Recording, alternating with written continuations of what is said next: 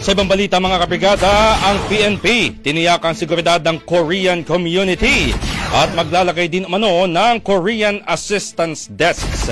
Brigada Kath Austria, ibrigada mo! Brigada Live Report.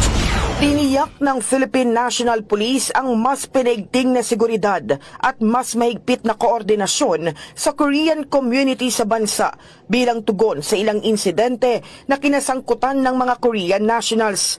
Ayon kay PNP spokesperson Brigadier General Jean Fajardo, nagkaroon ng pagpupulong sa pagitan ng PNP, Korean Representative at ng Presidential Anti-Organized Crime Commission upang talakayin ang mga isyong ito.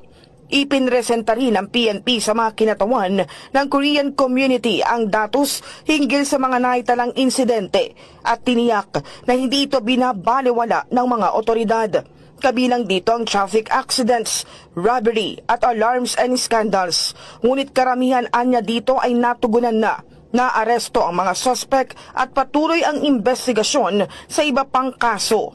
Sinabi ni Fajardo, tututukan nila hindi lamang ang seguridad ng Korean community, kundi maging ang mga lugar na may mataas na bilang ng Korean visitors at residents.